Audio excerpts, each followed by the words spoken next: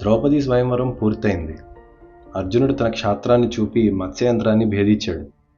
ఆ తర్వాత భీముడి సాయంతో ద్రుపదుడి మీదకి దూకిన రాజులందరినీ ఓడించి మామగారిని కాపాడుకున్నాడు. కర్ణుని ఓడించి ద్రౌపదిని తీసుకుని వెళ్ళి ఏ కుమ్మరింట్లో అయితే విడిది చేశారో ఆ ఇంటికి వెళ్ళాడు.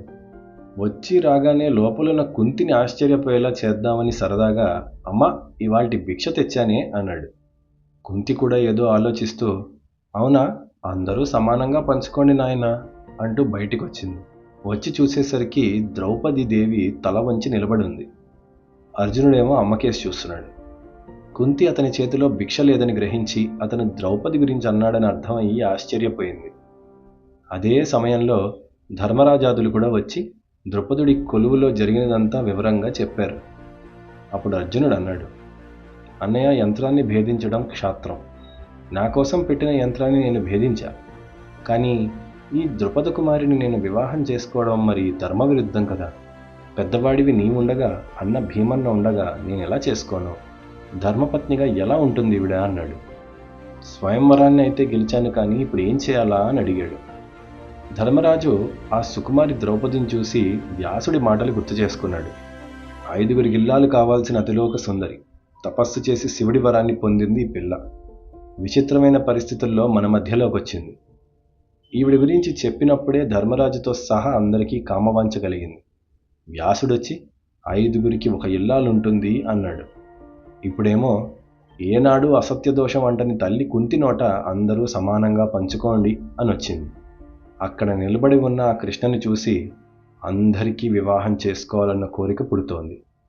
ఈ కారణాలన్నీ చూసి ఈ పరిస్థితుల్లో నిజానికి ఈ సుందరి వల్ల రేపు అన్నదమ్ముల మధ్యలో ఐకమత్యం చెడుతుంది, గొడవలయ్యే అవకాశం చాలా ఎక్కువ ఉంది. అర్జునుడు చేసుకున్నా మిగతా వారి మనోవికారం కలగటం వల్ల, ఆవిడ అందం వల్ల అసూయ కలగచ్చు.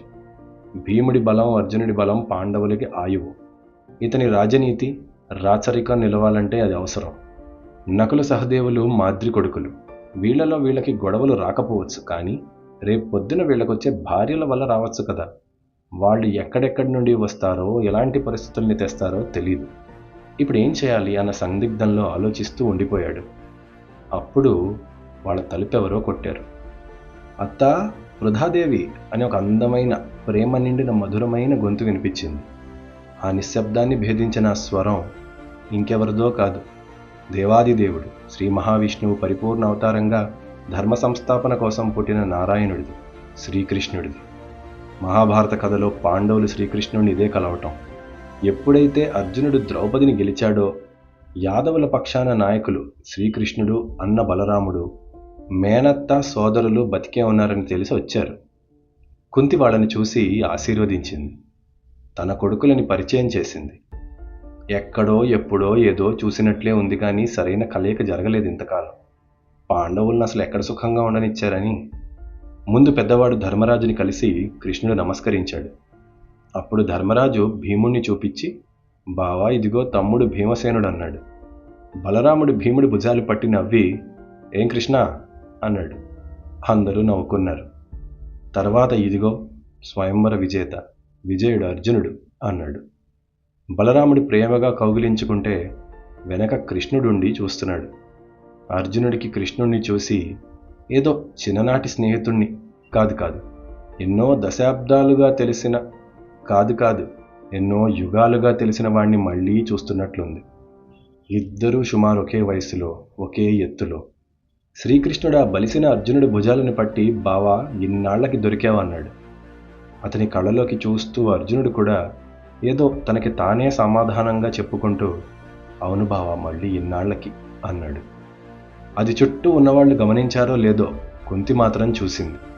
అప్పుడు కృష్ణార్జునులు ఆలింగనం చేసుకుని తెలియని ధైర్యాన్ని, ఆనందాన్ని పొందారు.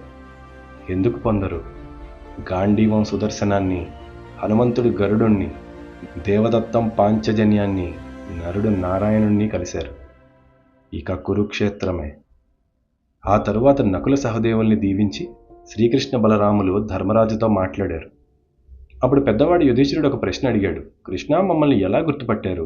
అంతమందిలో మేమేని ఎలా పసిగట్టారు? కృష్ణుడు అన్నాడు, అగ్నిని ఏ గుడ్డ కప్పి దాస్తావు ధర్మరాజా? మీ 5గురు ఆ బ్రాహ్మణుల మధ్యలో రాచటీవితో కూర్చుని ఉండటం, తర్వాత ఈ అర్జునుడు లక్ష్యాన్ని భేదించి రాజులని ఓడించటం, భీమన్న చెట్టు పెరికి ఆసరా ఇవ్వటం నా అనుమానాలన్నింటినీ బలపరిచాయి. విధి మనకిలా కలవమని చెప్పిందంతే అన్నాడు. కొద్దిసేపు ఉండి శ్రీకృష్ణ బలరాములు సెలవు పుచ్చుకుని వెళ్ళిపోయారు. అప్పుడు ధర్మరాజు అన్నాడు, ఈ కళ్యాణి మన 5గురికి భార్య అవుతుంది. అతను అన్నీ ఆలోచించి ఆ మాట అన్నాక తమ్ముళ్ళు మిన్నకున్నారు. అలా ఉండి కాసేపు ఆగి భిక్షాటనకు బయలుదేరారు. అయితే ఎప్పుడైతే అర్జునుడు ద్రౌపదిని స్వయంవరం నుండి తీసుకుని బయటికి వచ్చాడో, సోదరుడు దృష్టోద్యుమ్నుడు కొంతమంది సేవకుల్ని వెంట పెట్టుకుని వెనకాలే మారువేషంలో వెళ్ళాడు. ఆ కుమ్మరివాడి ఇంటికి ఎదురుగా మరొక ఇంట్లో దిగి జరిగిందంతా గమనిస్తున్నాడు. విచిత్రం ఏంటంటే అతనికి కృష్ణుడు బలరాముడు వచ్చింది కనిపించలా. ఏం మాయో ఏమో. పాండవులు భిక్షానికి వెళ్ళటం, తిరిగి భిక్షం తేవటం చూశాడు. ఆశ్చర్యపోయాడు. ఆ భిక్ష తీసుకుని కుంతి ద్రౌపదికి చెప్పింది, ఉన్న ఆహారం మొత్తాన్ని తీసుకుని ఒక భాగం దేవతలకి బలిగా వెయ్యి, తర్వాత ఒక భాగం విప్రులకి భిక్షగా పెట్టు, అన్నం లేని వారి కోసం ఒక భాగం తీసిపెట్టు. ఇలా తీశాక మిగిలిన దాన్ని 2గా చెయ్యి. ఒక సగం భీముడికి, మిగతా సగాన్ని మళ్ళీ 6 భాగాలు చెయ్యి. 4 ధర్మార్జున కవలలకి, 1 నాకు, 1 నీకు, అలా చేయమని చెప్పింది. ఆ తల్లి ద్రౌపది మారు మాట్లాడకుండా అలాగే చేసింది. అంత దరిద్రంలో ఉన్నా, అంత ఆకలిగా ఉన్నా, అంత దరిద్రంలో ఉన్నా, అంత ఆకలిగా ఉన్నా ఆ ధర్మాన్ని పాటించినందుకే ఈ సనాతన ధర్మం అంత గొప్పది. ముందు దేవతలకి బలి, తర్వాత విప్రులకి భిక్ష, అంటే వీళ్ళలాంటి వారికి, మరొక భాగం ఏమీ లేని వారికి, తర్వాత పద్ధతిగా వీళ్ళు పుచ్చుకున్నారు. ఇదంతా చాటుగా దృష్టోద్యుమ్నుడు, అతనితో వచ్చిన సేవకులు గమనిస్తున్నారు. భోజనం తర్వాత చిన్నవాడు సహదేవుడు అందరికీ దర్భలతో నేలపై పడకపరిచాడు. పాండవులు వరుసగా దక్షిణం వైపు తలపెట్టి పడుకున్నారు. వాళ్ళ తల దగ్గర కుంతి, పాదాల దగ్గర ద్రౌపది పడుకున్నారు. దృష్టోద్యుమ్నుడిది చూశాడు. గుండెలో ఎంతో బాధ రగిలింది. కానీ ద్రౌపదిని చూశాడు. ఆవిడ ఎలాంటి సంకోచం లేకుండా అదేదో తనకు అలవాటున్న పనిలా చాలా హాయిగా పడుకుని నిద్రపోయింది. దృష్టోద్యుమ్నుడు పరుగు పరుగున వెళ్ళి ఈ విషయాన్ని తండ్రికి చెప్పాడు.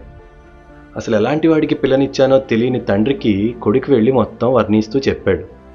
మహారాజా, మన కృష్ణని తీసుకెళ్లిన వీరుడు గొప్ప భుజబలం కలిగినవాడు, దేవతల వంటి రూపం ఉన్నవాడు, సింహం వంటి మూపు ఉన్నవాడు, అంత బలమైన ధనస్సుని వంచి యంత్రాన్ని భేదించినవాడు.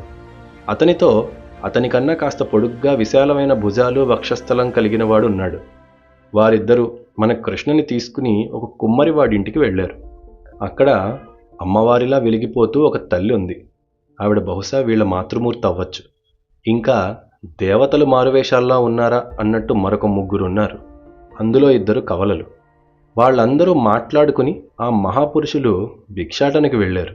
వచ్చిన భిక్షాన్ని తిని అందరూ దర్భలు పరుచుకుని నిద్రపోయారు. కృష్ణ వాళ్ళ కాళ్ళ దగ్గర పడుకుని నిద్రపోయింది. ఆడవాళ్ళు నిద్రపోయాక 5గురు రథాల గురించి, యుద్ధాల గురించి, వ్యూహాల గురించి, రాజకీయాల గురించి మాట్లాడుకున్నారు. ఖచ్చితంగా వాళ్ళు బ్రాహ్మణులో, వైశ్యులో అయితే కాదు, మహావీరులు. లక్క ఇంటి మండలం నుండి తప్పించుకున్న పాండవులా ఏమో తెలియదు నాకు అన్నాడు. అప్పుడు ద్రుపదుడు వాళ్ల వివరాలు తెలుసుకురమ్మని అతని పురోహితుణ్ణి పంపాడు. తర్వాత ఏమైంది? ఆ ద్రౌపది ప్రవేశించడంతో పాండవుల జీవితంలో నిజానికి లక్ష్మి ప్రవేశించినట్లే. ఇక తలరాతలు మారిపోతాయి. దేవతలకి పుట్టిన పాండవులు ఐశ్వర్యం పెరగటానికి ఈ కారణ జన్మురాలు వచ్చింది. అందం, సౌందర్యం నిండుగా ఉన్న ద్రుపదరాజు కుమార్తె కృష్ణ అలా కథలోకి ప్రవేశించింది. హాయిగా పడుకొని నిద్రపోయింది. తర్వాత ఏం జరిగింది?